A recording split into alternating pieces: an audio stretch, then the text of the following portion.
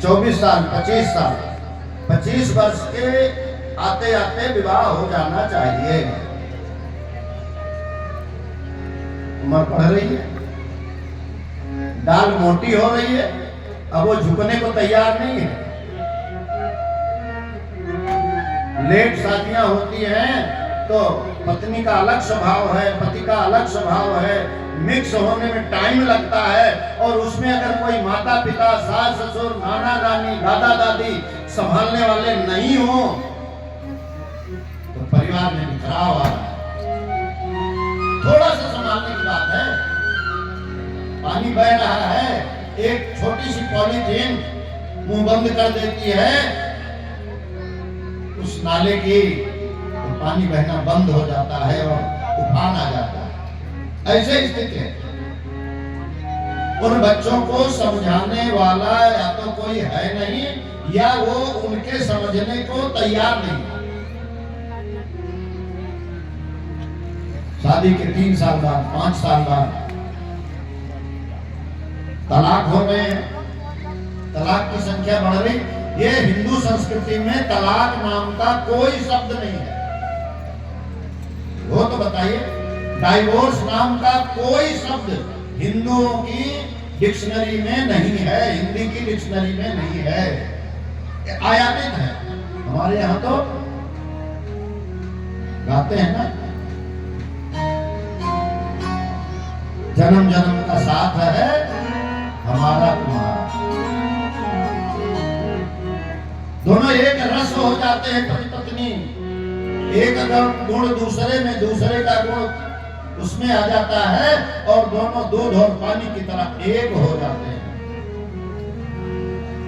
लेकिन पैसम नीर बिकाय, पानी भी दूध के भाव बिक जाता है। पैसम नीर बिकाय देखो प्रीति की असर। प्रेम में इतना प्रभाव होता है कि दोनों एक रस हो जाते हैं। तिलक परे रस जाए तो कपट खटाई परत ही। जहां प्रेम में कपट रूपी खटाई पड़ जाती है, ना वो दूध पीने के काम आता है और ना वो पानी पानी रह जाता है, सब बेकार हो रहा है। तमाम नवयुवतियों में समरसता है, लेकिन अनेक, अरे चीनी भी पानी में घोलिए तो 2 मिनट लगेगा कि नहीं? 30 साल 32 साल पर शादी हो रही है, समझाने वाला कोई है नहीं, आपस में मिक्स होने में टाइम लग रहा है और वही ईगो टकरा रहा है और हमारे परिवार टूट रहे हैं। सोचने की बात है। एक तो शादी ही नहीं कर रहे, हमारे यहाँ तो वो है क्या कि ब्याह की चाह उठे मन में तो 18, 20, 25 में कीजिए। 18, 20, 25 ब्याह की चाह उठे मन में तो 18, 20, 25 में कीजिए। और 30 भये तब खीस भये। थोड़ा लजा करके 30 साल तक कर लो बस। 30 भये तब खीस भये और 40, 50 में नाम न लीजिए। और 60 में चाह उठे मन में तब खींच के जूता कपार में दीजिए। और ब्याह की चाह उठे मन में तो 18, 20, 25 में लीजिए। कई बुढ़ऊ जो हैं उनकी भी फुरफुराती है, नहीं शादी करेंगे। वानप्रस्थियों के लिए गुरुदेव ने कितने काम किए हैं।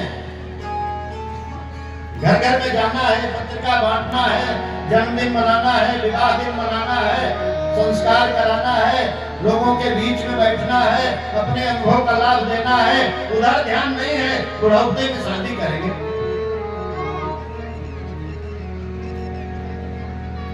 अच्छा शादी हो भी रही है तो बड़ी विडंबना है। हम दो हमारे एक, एक है तो बहुत है। पता नहीं कौन इनको पहाड़ उठाना पड़ेगा अगर दूसरा आ जाएगा तो। अरे भगवान की बनाई सृष्टि है। जब सज्जन नहीं करही विवाह, सज्जन शादी नहीं करेंगे या शादी करें तो बच्चे नहीं करेंगे। जब सज्जन नहीं करही विवाह, तो दुर्जन बाड़ी करें जगदाहू। दुष्ट जो है बढ़ते चले जाएंगे और जलेंगे और जलाएंगे, यही काम करेंगे। हमको आपको अपने अस्तित्व की रक्षा में एक नहीं हो रहे हैं। छोटी छोटी बातों पर अहंकार के कारण हम विचलित हो रहे हैं, बंट रहे हैं। भगवान ने सत्य सनातन धर्म एक होने के लिए दिया है। जाति का बड़ा एक वो होता है। दुनिया ने कहा बेटे चलो शादी विवाह की बात है तो शादी विवाह कम से कम अपने वर्ण में कर लो। वर्ण चार जो जाति के नाम पर आज विभेद हो रहा है, जाति नहीं है। जाति तो बाद में हम लोगों ने बना लिया है। चार वर्ण है। चतुर्वर्णम मया सृष्टः, भगवान कृष्ण कह रहे हैं चतुर्वर्णम मया सृष्टः गुण कर्म विभागशः। गुण और कर्म के आधार पर चार वर्णों की सृष्टि हुई है। ब्राह्मण कौन? चार विचार, क्षत्रिय साहस, साधन वैश्य और श्रम शूद्र। ये चारों बिना मिले कोई भी काम हो नहीं सकता। पहले विचार आएगा, हिम्मत करेंगे, साधन जुटाएंगे, मेहनत करेंगे, तब जाकर के कोई काम होगा। बताओ कोई छोटा है? कोई छोटा नहीं। श्रम बेच करके जीविका चलाना कोई छोटा काम है? नहीं, छोटा नहीं। आप देख लीजिए, अभी सफाई कर्मचारी की 50 वांट निकले तो 50,000 नहीं, कहीं 1 लाख एप्लीकेशन आ जाएगी। नहीं साहब हमको शुद्ध बना लीजिए, है कि नहीं? वहां कहीं दिक्कत नहीं है। लेकिन हम आप अपने अहंकार में,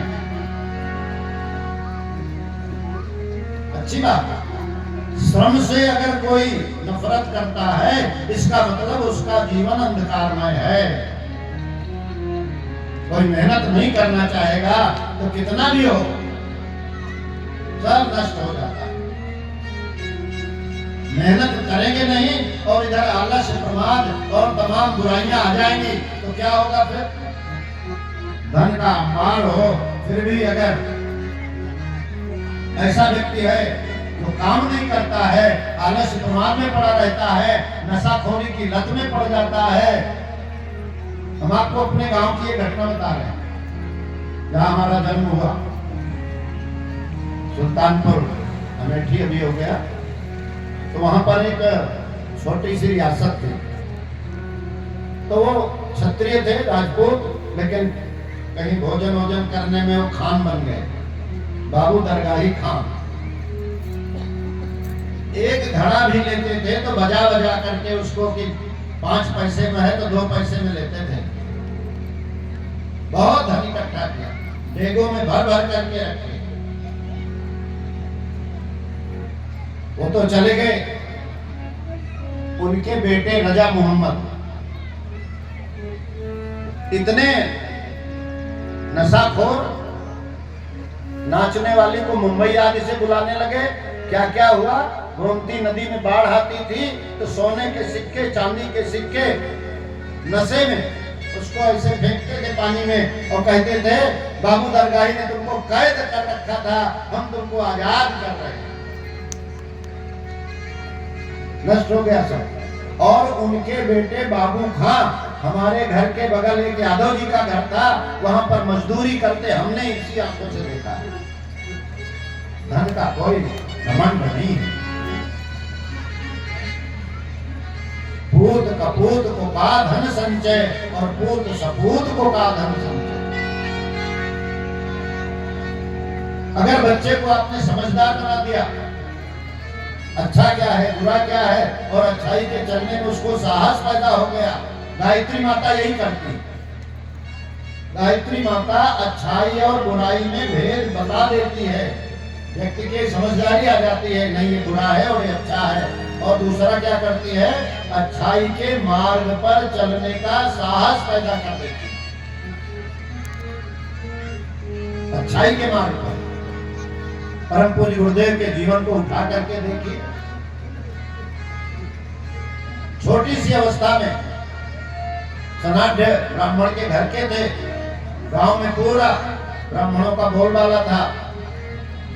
और वहीं तो माता जी हरिजन, जिनको कुष्ठ हो गया था, अपसाल हो गया था, घर वालों ने निकाल करके बाहर एक पेड़ के नीचे एक छोटी सी झोपड़ी जैसी थी, उसमें डाल दिया था। कोई पूछने वाला नहीं था। बालक श्री राम छोटा सा। हम भैया विमल जी के लिए इसीलिए बहुत ही हृदय से आह्लादित हैं, उनके लिए, विमल जी के लिए जिन्होंने सेव लाइफ फाउंडेशन बनाया। परम पूज्य गुरुदेव छोटे से थे और वहां पर गए, देखे एक माता जी वहां पर करा रही है, मलमूत्र में सनी हुई है, घाव हो गया है, घाव से पीऊ बह रहा है, पीप बह रहा है। उसे देखा नहीं गया। चुपके से गए, गरम गरम पानी, थोड़ी रुई, कपास, थोड़ा कपड़ा सब लेकर के आए, खाने का कुछ लेकर के आए और पहले उन्होंने उस झोपड़ी को खूब साफ किया। फिर माता जी के घाव को धोया, मलमूत्र से जो सनी थी उसको साफ किया। छोटा सा बच्चा, बताइए। उसके मित्रों ने देखा, अरे श्री राम पागल हो गया है क्या? जानते हैं कि कौन है ये? माता जी है। और कौन है? अरे नहीं माता जी नहीं, ये तो इस जाति के हैं, उस जाति के हैं। जाति से क्या होता है? माता जी कष्ट में है, इनके देखो घाव हो गया है, कितनी पीड़ा है, हम लोग मिलकर के इसको साफ करें। कोई साथ नहीं दिया। परम पूज्य गुरुदेव श्री राम बालक को छोटा, उन्होंने छप्पो नाम की हरिजन माता जी का घाव धोया, मलमूत्र साफ किया, सूखे कपड़े में लिटाया, घर से कुछ बचा के लाए थे उसको खिलाया। तब तक ये बच्चे जो उनके साथी थे जा करके ताई जी को और सबको बता दिया, अरे वो श्री राम तो वो हरिजन महिला के टट्टी साफ कर रहा है, मलमूत्र साफ कर रहा है, घाव साफ कर रहा है। घर में कोहराम मचा। आज के 100 साल पहले की सोचिए, 100-125 साल, बड़ा भेदभाव था। माता जी के मन में, माता दानकुंवर के मन में तो बच्चे के प्रति असीम प्रेम था, लेकिन घर वाले नाराज हो जाएंगे। चाचा ताऊ और सब वहीं पर रहते थे। बच्चे को एक कटोरा दे दिया गया, बाहर रख दिया गया, आपको बाहर ही रहना है। एक लोटा दे दिया गया, घर से भोजन वहीं पर दे दिया जाता था। जब माँ का मन कितना कोमल होता है। हमारा बेटा आज इसको बहुत भूख लगी, वो दूसरी रोटी लेने जाती तो इधर वाली रोटी लपेट करके श्री राम अपने जेब में रख लेते। अरे खा लिया? हाँ माँ खा लिया। अरे आज हमारा बेटा बहुत भूखा है। बेटा खाता है तो माँ को बहुत अच्छा लगता है। लोटे का पानी पिया या डाल दिया और जो दाल थी उसको लोटे में भर लिया और जल्दी जल्दी, नहीं बस पेट भर गया और जल्दी जल्दी उठे और वो लोटा और रोटी लेकर के कहां पहुंच गए? छप्पो के पास। धीरे धीरे धीरे धीरे छप्पो के घाव भरे। गांव वालों को भी थोड़ी समझ आई, परिवार वालों को भी समझ आई, नहीं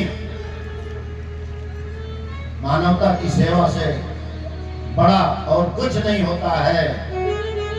और छप्पो ने कहा, श्री राम तू तो हमारा श्री राम है, अरे तू तो साक्षात भगवान है।